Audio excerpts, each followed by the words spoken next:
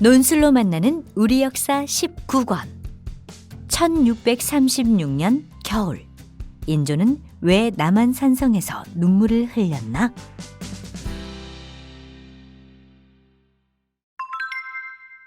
나가서 싸울 것인가, 화의를 할 것인가?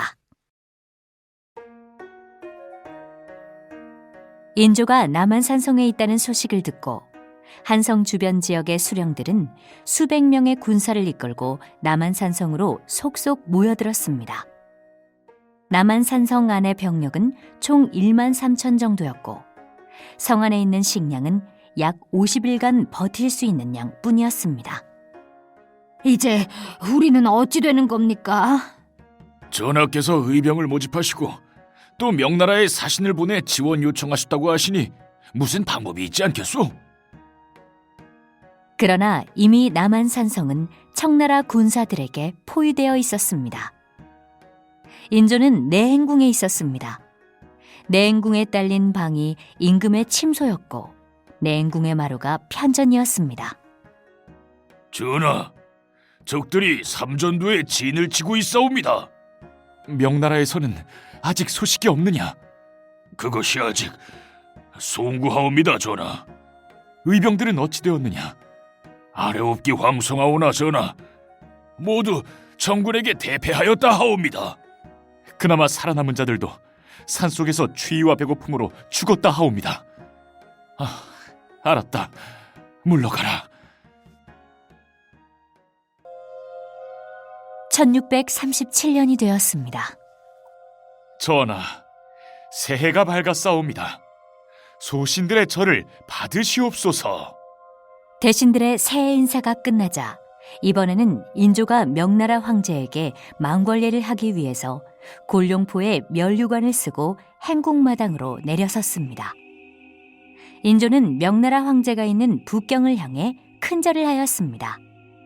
그러자 뒤에서 소현세자를 비롯한 대신들도 따라하였습니다. 그 시각 삼전도에서는 청나라 군사들이 남한산성을 향해 홍위포를 겨눈 채 위협을 하고 있었습니다. 그렇게 또 며칠이 지났습니다. 전하, 비가 내리고 있사옵니다. 대감, 비는 어젯밤부터... 그렇사옵니다, 전하. 하옵고 성벽을 지키던 병사들이 비에 젖어 그대로 동상에 걸려 죽고 있사옵니다.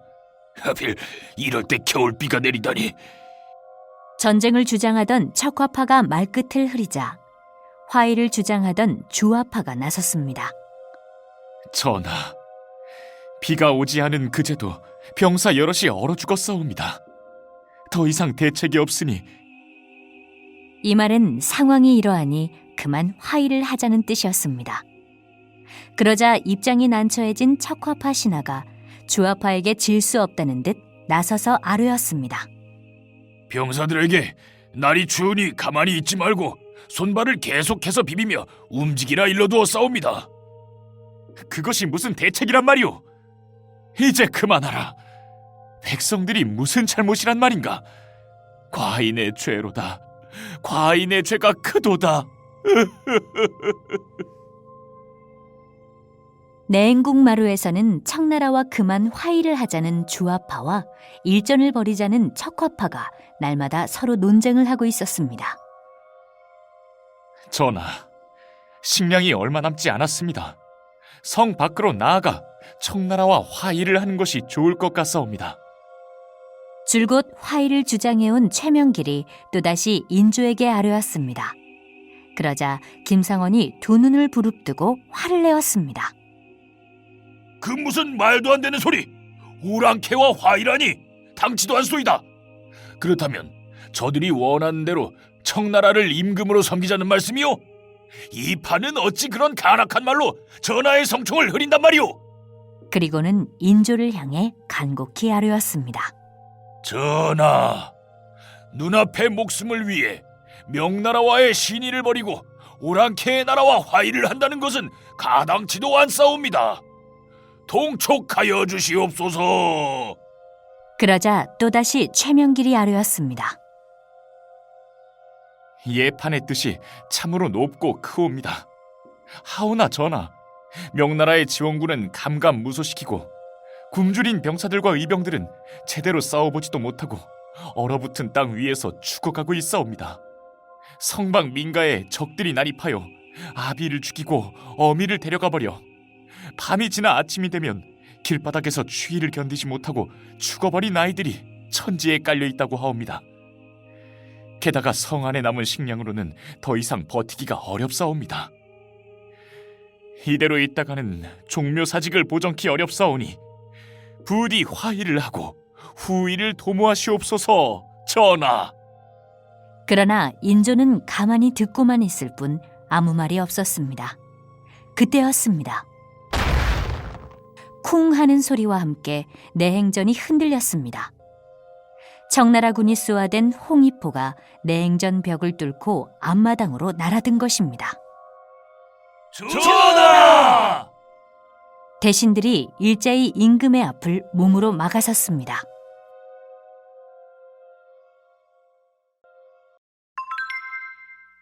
결국 인조의 선택은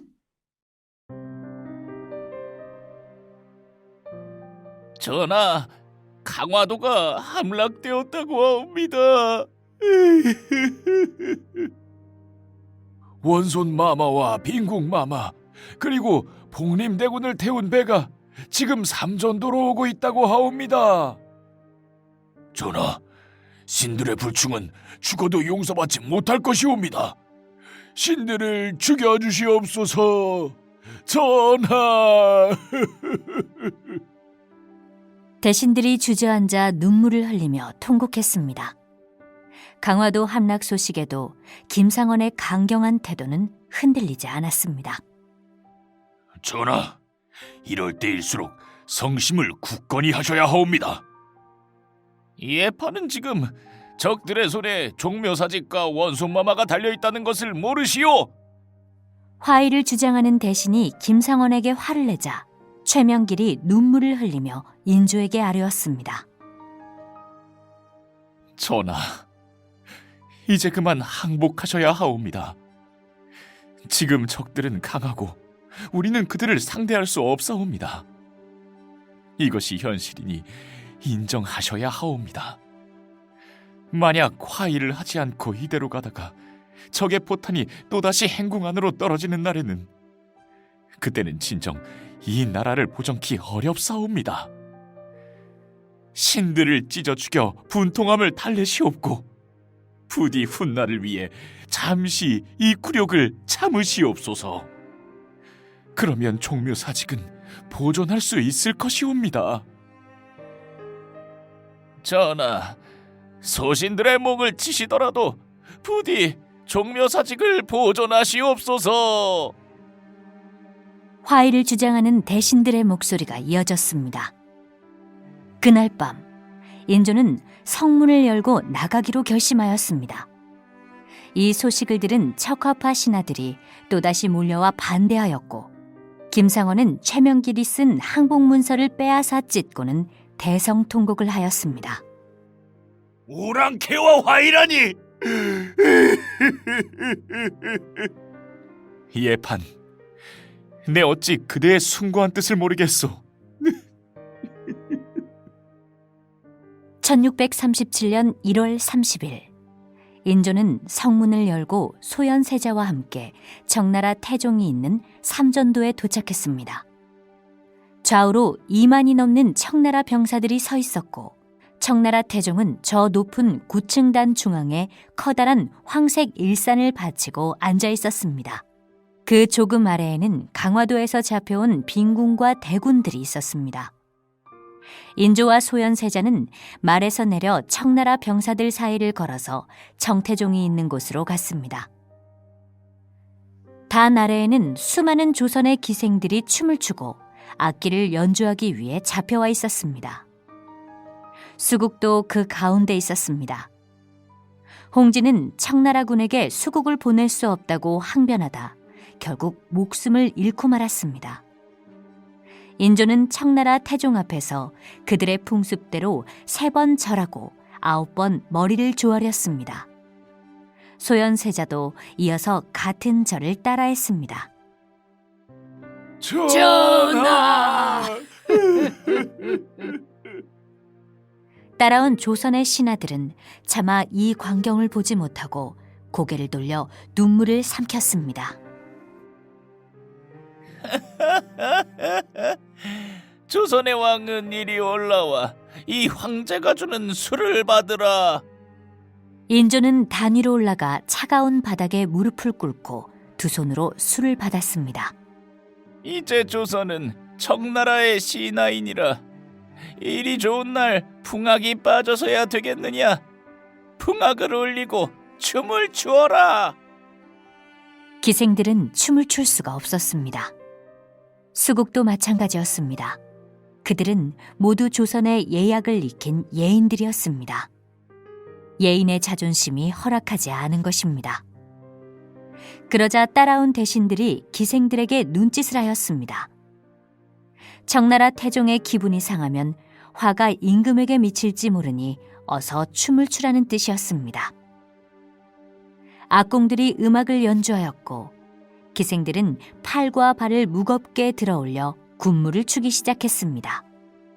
빠르고 경쾌한 음악과 춤이 원래의 제 박자를 잃고 울고 있었습니다.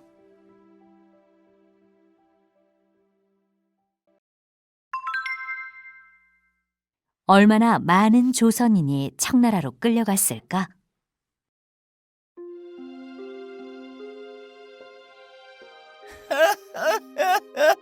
이제 돌아가야겠다. 청나라 태종은 철군 준비를 하였습니다. 청나라는 척화파 신하들은 물론 소현세자, 빈궁, 복림대군 등의 왕자들과 세자빈까지 인질로 데려가겠다고 했습니다. 인조는 떠나는 청나라 태종을 배웅하기 위해 직접 나왔습니다. 화려한 청나라 태종의 수레 뒤쪽에는 소현세자를 비롯한 왕자들이 탄 수레가 있었습니다. 세자, 미안하구나. 소자는 괜찮사옵니다. 아바마마, 부디 성심을 굳건히 하시옵소서. 이 모습을 본 청나라 태종은 얼굴을 찌푸렸습니다. 조선 왕은 나의 품에 기꺼이 들어와 안기겠다더니 어찌 슬퍼하느냐. 내 잠시 왕자들을 데리고 있다가 너희가 하는 것을 봐서 돌려보내겠다. 청나라는 철군하면서 노략질을 하는 등 민가에 엄청난 피해를 주었고 수십만 명의 조선 여인을 잡아갔습니다. 뭘 꿈을 대느냐? 빨리빨리 걷지 못해? 내 운명이 어찌 이리도 가혹하단 말인가? 내가 대체 무슨 잘못을 하였기에? 수국은 온몸이 꽁꽁 묶인 채 무거운 걸음을 옮기며 생각해 보았지만 도무지 알 수가 없었습니다.